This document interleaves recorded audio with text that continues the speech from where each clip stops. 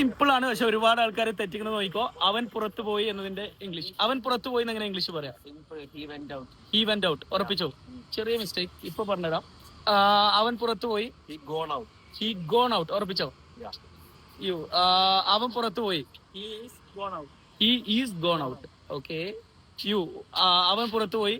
കഴിഞ്ഞു പോയതല്ലേ? യെസ്. ഒരു ഡിഡ് കൊടുക്കാം. കഴിഞ്ഞതിൽ ഡിഡ് വേണം. Okay. He did go out. Okay.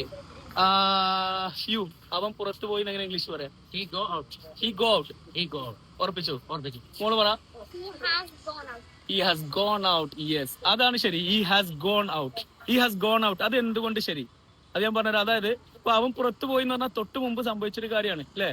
അപ്പോ തൊട്ട് മുമ്പ് സംഭവിച്ചതിന്റെ കൂടെ ഹാവ് അല്ലെങ്കിൽ ഹാസ് ചേർക്കണം എന്നാണ് ഇംഗ്ലീഷിന്റെ നിയമം. He has gone out അങ്ങനെയാണ് പറയേണ്ടത്. ഇപ്പൊ കുറെ മുമ്പ് സംഭവിച്ചാണെങ്കിൽ അല്ലെങ്കിൽ എന്തെങ്കിലും ടൈമിനെ മെൻഷൻ ചെയ്യുന്ന എന്തെങ്കിലും ഉണ്ടെങ്കിൽ ഹി വെന്റ് ഔട്ട് എന്ന് പറയാം. ഇപ്പോ ഹി വെന്റ് ഔട്ട് യെസ്റ്റർഡേ അങ്ങനെയൊക്കെ പറയാം. പക്ഷെ തൊട്ട് മുമ്പ് സംഭവിച്ച കാര്യങ്ങൾ പറയുമ്പോൾ നമ്മൾ ഹാവ് അല്ലെങ്കിൽ ഹാസ് ഉപയോഗിക്കണം എന്നാണ് ഇംഗ്ലീഷിന്റെ നിയമം. ഇനി സ്പോക്കൺ ഇംഗ്ലീഷ് ആണ്, കേട്ടാൽ മനസ്സിലാവും. ഹി വെന്റ് ഔട്ട് അല്ലെങ്കിൽ ഹി ഗോൺ എന്നൊക്കെ കേട്ടാൽ മനസ്സിലായെങ്കിലും ഇംഗ്ലീഷിന്റെ ഗ്രാമർ പ്രകാരം അത് തെറ്റാണ്. ഓക്കെ. സോ ഗൈസ്, ഇതുപോലെ ഒരുപാട് കാര്യങ്ങൾ ഇതൊക്കെ നിർബന്ധമായിട്ട് അറിഞ്ഞിരിക്കേണ്ടതാണ്. ഇതുപോലെ ഒരുപാട് കാര്യങ്ങൾ ഞങ്ങളുടെ ഓൺലൈൻ സ്പോക്കൺ ഇംഗ്ലീഷ് കോഴ്സിൽ പഠിപ്പിക്കുന്നുണ്ട്. വളരെ ഫണ്ണായിട്ട് നിങ്ങളുടെ ലെവൽ അനുസരിച്ച് നിങ്ങൾ ഫ്രീ ഉള്ള സമയത്ത് ഓൺലൈനായിട്ട് ഞങ്ങൾ നിങ്ങളെ ഇംഗ്ലീഷ് പഠിപ്പിക്കുകയാണ്. വളരെ ചെറിയ ഫീ ആണ്, നല്ല റിസൾട്ട് ആണ്. മുകളിൽ ബയോയിൽ വാട്സ്ആപ്പ് ലിങ്ക് ഉണ്ട്.